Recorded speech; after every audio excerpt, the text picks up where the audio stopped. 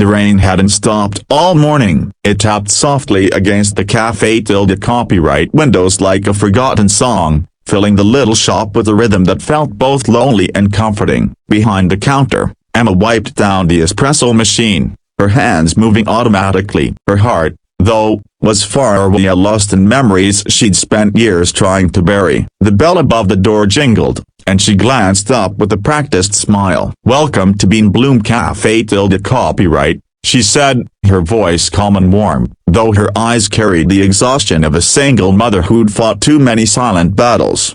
But as the man stepped inside, the smile froze on her lips. Her breath caught, the cup in her hand slipped, shattering on the floor. It was Daniel Grant, her past, her heartbreak, her once everything. He stood 3 taller, sharper, dressed in a tailored navy suit that screamed success. His hair, slightly graying at the temples, only made him look more powerful. But his eyes, those same ocean blue eyes she'd fallen in love with, looked uncertain, almost guilty. Emma's hands trembled as she whispered, "Danielle, a broken bar?" For years, she'd imagined this moment, what she'd say, how she'd stand strong, how she'd tell him he had no right to walk back into her life. But all those rehearsed words vanished in the hum of the coffee machines and the pounding of her heart. And then, from behind the counter, a small voice broke the silence. "Mommy, can I have more chocolate chips in my muffin?" Emma froze. Her daughter, Lily, skipped out from the kitchen, a curly hair bouncing,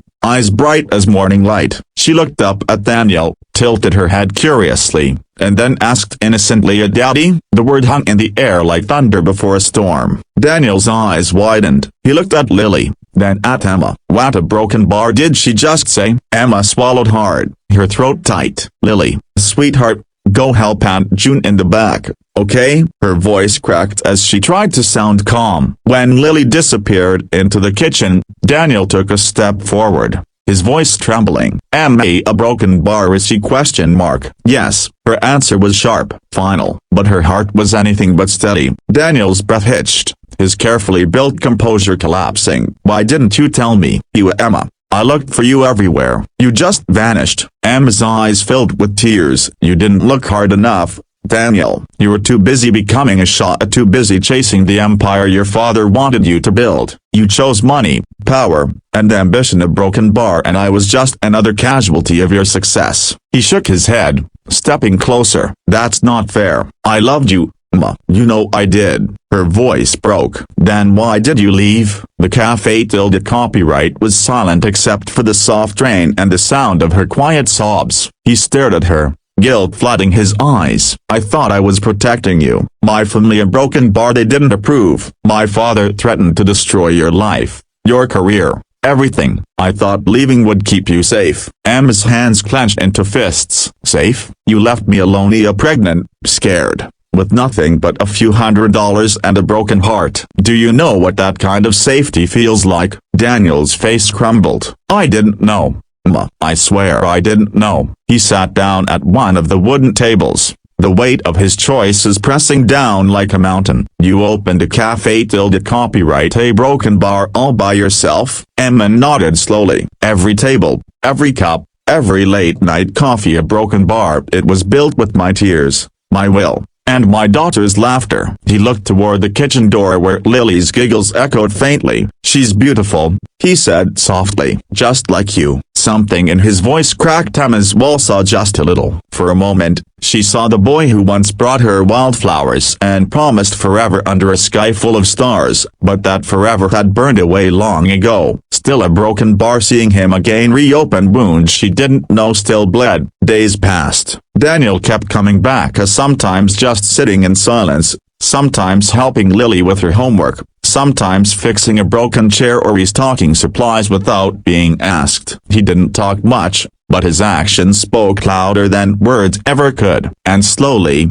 Emma's heart began to thaw. But one evening, just as she started to believe that maybe, just maybe, people could change a broken bar, she overheard a conversation. Daniel on the phone, his voice low, tense. "No, Father, I'm not selling the Café copyright. I don't care about the investors. This place is hers. I owe her everything. Emma's breath caught. She realized then he'd been offered a deal, a massive one, but turning it down meant risking his entire company. The next day, Daniel came to the Café copyright again, his eyes tired but determined. He walked up to her, placed a folder on the counter, and said, "Ma, I've transferred half my shares into a trust here for Lily. She'll never have to struggle the way we did." Emma's lips parted in shock. "Daniela Broken Bar, you don't have to do this." He smiled sadly. "Maybe not, but I want to. I can't undo the past, but I can choose to be part of her future if you'll let me." Tears streamed down her cheeks. "You walked away once,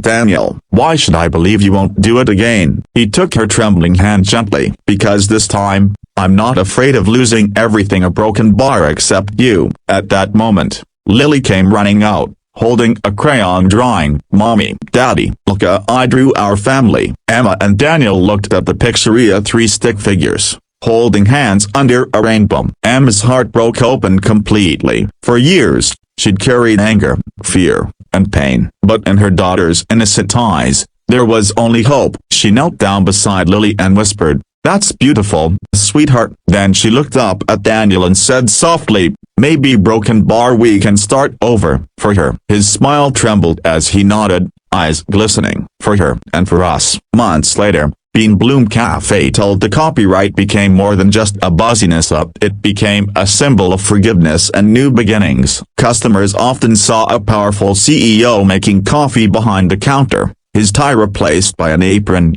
his laughter blending with that of a little girl who called him Daddy. And behind the counter, Emma finally smiled again, and no longer haunted by the past, but healed by the present. As the sun set one golden evening, Daniel placed his hand over hers and whispered, "Thank you for giving me a second chance."